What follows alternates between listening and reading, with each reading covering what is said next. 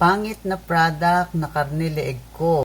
So, hi po mga ka-Diyosa. Ang tinutukoy po ng ating ka-Diyosa sa kanyang comment ay yung atin daw pong SCD Peeling Skin Lotion. So, ayan, nakarne daw yung leeg niya sa paggamit niya ng product na ito.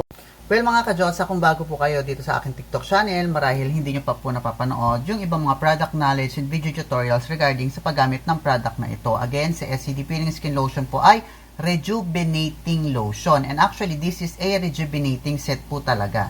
Ito po talaga yung pinanggalingan ni SCD Peeling Skin Lotion dahil ginawa po talaga siya as facial set. So, meron na siyang kojic, peeling lotion, and sunblock. Kaya lang naman tayo nagkakaroon ng peeling lotion individual. Just in case na maubusan ka nito, pwedeng ito lang yung bilhin mo. Kung naubusan ka ng sunblock, the sunblock lang yung bibilin mo. Hindi mo kailangan bumili ng set. And take note, this is the only rejuvenating set in the Philippines na hindi na po kailangan ng toner. Going back po sa inyong comments kung bakit nga ba nagkakaroon ng pagkakarne yung leeg natin. Coming from the word rejuvenating, lagi po yung may kaakibat na rejuvenating process. And kung bago kayo dito sa TikTok ko, you can visit my TikTok account, RC Jos. Sa atin meron tayong playlist doon na SCD products. Lahat po yan ay naibigay ko na po sa inyo. Dahil katulad nyo, kahit ako po naging first time user, again, user po ako ni SCD Peeling Skin Lotion since 2018 pa po, bakit hindi naman po nagkarne-karne ang mukha ko? And napakaganda po ng epekto niya sa skin ko. Well, mga ka-Diyosa, karamihan po kasi sa atin ay, ito po yung katotohanan, hindi po sila marunong magtansya ng paggamit, lalo na ng mga rejuvenating products.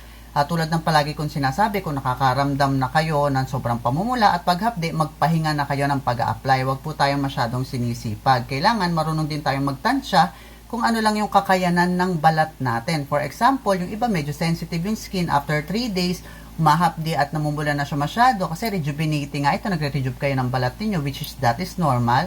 So kung nakakaranas na kayo ng sobrang pamumula at paghapdi, pwede kayong magpahinga. Wala naman pong attendance sa pag-a-apply ng skincare na kahit sabihin mo nagkakarne na yung leeg mo, tuloy-tuloy ka pa rin ng pagpapahid. Siyempre, we have different skin type. Kailangan kung alam mong na-over-exfoliate na yung balat mo, naluluto na siya masyado, magpahinga ka na agad kahit ilang araw hanggang sa unti-unting mawala yung mga skin irritation na nararanasan ninyo or rejuvenating process sa skin ninyo. Huwag po nating ugaliin nyo na sobrahan naman tayo sa sipag na ang hapdi-hapdi na.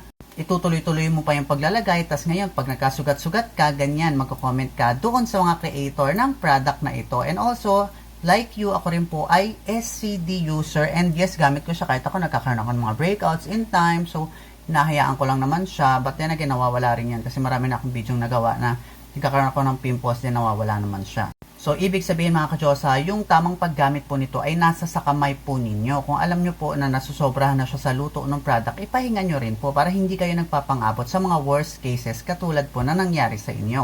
So, sige, since nandyan na yan, nangyari na sa inyo, ano ba yung dapat natin gawin just in case na nakakaranas tayo ng over-exfoliation or naluluto na masyado yung mukha natin sa mga rejuvenating product?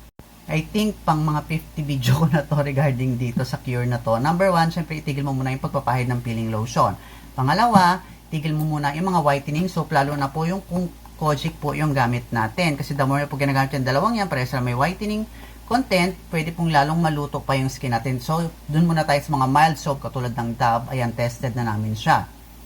So, mga after 2 to 3 days, ayan, unti-unti na yung mawawala, to 4 days, depende kung gano'n nyo niluto yung skin nyo. Kasi kayo po ang naglalagay ng product sa mukha nyo, hindi po kami. Kaya kayo po ang makakaramdam niyan kung kailangan nyo na siyang pagpahingahin.